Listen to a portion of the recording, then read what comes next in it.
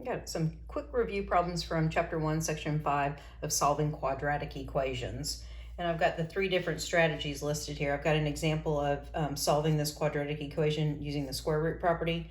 I've got this quadratic equation. We're going to use the quadratic formula over here to solve this. And then I have 2 additional problems for solving these quadratic equations by factoring. So if you want to attempt them on your own and then consult the key, and if you get stuck on something and not understanding why the key says what it does, then come back to the video. All right, let's solve using the square root property. When we see that language that tells us we're going to be taking the square root of both sides of this equation, which implies there's no x term. So before we can take the square root of both sides of this equation, we have to isolate the x squared here in the problem. So I'm going to divide by 4. So x squared is now isolated to one side of the equation, and we're going to bring in the square root to both sides of the equation. So square rooting a square power allows us to bring out x, but because it's an even root, we put absolute value around x. Square root of 6, that doesn't simplify, so it just comes down. Let's remove the absolute value, put the adjustment of plus minus over here in front of the square root of 6.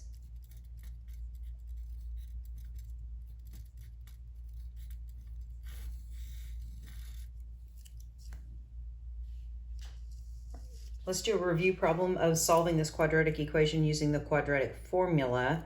So the requirements here is when it says quadratic formula, we have to have this quadratic equation in general form. So remember, general form means that 0 is on one side of the equation.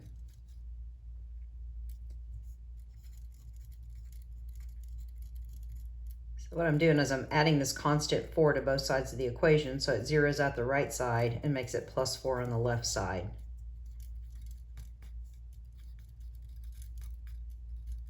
Since we need the values of a, b, and c, I'm just going to go ahead and write them out here just to have them in front of me. So now using the quadratic formula, build your big fraction bar with the opposite of b. Plus or minus comes next in the formula, b squared. 4 doesn't need parentheses since 4 is positive, and then 4 times a times c.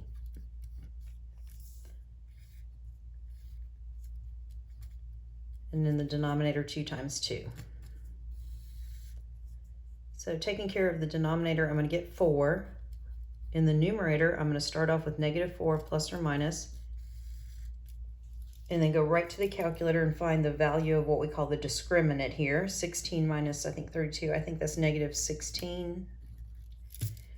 Didn't need that big radical. That's okay. All right, now we just have some cleanup to do. So keep the x equals, that doesn't disappear. All right, our attention should focus on this radical here. Negative underneath the radical implies an I, so then we want to just kind of focus on 16. That is a perfect square. The square root of 16 would be 4, but we also have that I because of the negative under the radical. And then looking at all the numbers that are involved in this expression here, 4 will divide out of 4 once, 4 will divide out of -4, leaving -1. 4 divides out of 4, leaving 1. So because the denominator is 1, I don't need to write this as a fraction. So I've got -1 plus or minus 1i. We don't need that I, it's understood. And if you want to write the solutions out, you're going to have -1 minus I and -1 plus I. In a future lesson, we're going to call these conjugates. Conjugates are just, we have the same first term, same last term. It's just that in one problem you have a subtraction and one you have an addition. So these conjugates happen whenever you're doing the quadratic formula like this, and you end up with imaginary or even just irrationals here. All right, let's see if we can remember solve by factoring. So for this method also, we want to put the quadratic equation in general form, solve for 0. This problem's ready to go. This one right here, we're going to have to subtract a 2 to both sides, and we'll get there in a minute. All right, factoring this quadratic equation, I'm going, it's a quadratic equation. A is 1. This should be an easy factor. I should be able to go right to the multiplication problem of the two parentheses. Don't forget your equal 0. All right, I should have an x up front, an x up front here. I just need to figure out what these numbers are. And that comes from our factor sum chart. Factors of -12 that sum to -4. So ignoring the negative, let's just list all the sets of factors of 12. Now thinking about that negative, when I multiply, one of these two numbers has to be negative. The bigger number has to be negative, so when I add, I get a negative answer. So I'll put a negative here, here, and here, and I'll go back and add these two numbers together. So it looks like I found my set of factors. So x plus 2, x minus 6. Remember, we're not just factoring, we're solving, but we're using factoring to help us. So now we want to set each factor equal to 0. If x plus 2 is a factor, then the solution is -2. I have checked all these, they do work. And if x minus 6 is a factor, then when you add a 6 to both sides, x equals 6 is the other solution. All right, this problem needs a little work. If I'm going to solve by factoring, I need to put it in general form, which would imply that I'm going to subtract a 2 from both sides of the equation. Okay, this is a quadratic equation where a is greater than 1, so we're going to have to use factor by grouping, but we also have to do our factor sum chart.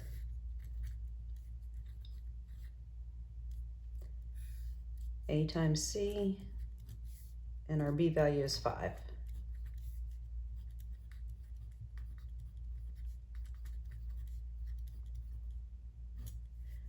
All right, one of the two of the factors has to be negative to get the negative answer, that product, but the smaller number needs to be the negative one so that when we add, we get a positive b value. So I'm going to just go through and put negatives on all the smaller numbers in the sets of factors.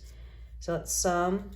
23 is too big, add here, get 10, getting closer to 5, add here, we get 5, and here would just be 2.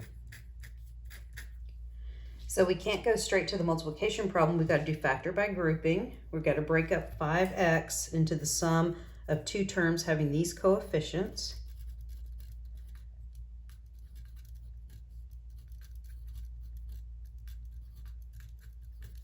Kept the first term, kept the last term, but made this into two terms.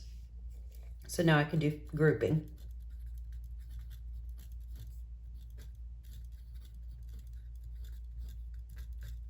Don't forget your equal 0.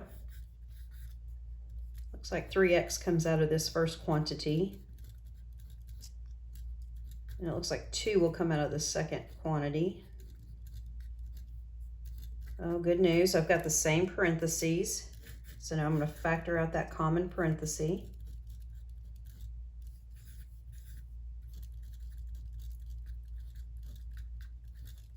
All right, if my directions were just a factor, I'd be done, but I'm supposed to solve. So now let's set each factor equal to 0.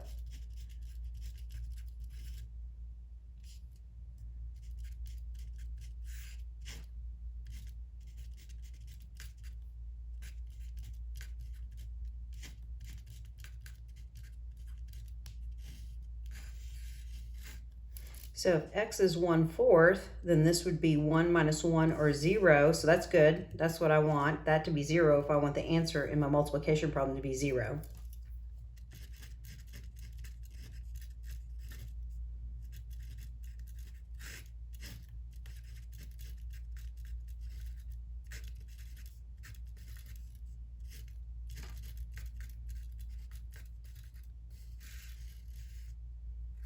And if x is -2/3 and I put in that -2/3 here, I would get 0 here. I wouldn't get 0 here, but it doesn't matter. I'd get 0 here, and 0 times whatever number that is gives me 0. Ready?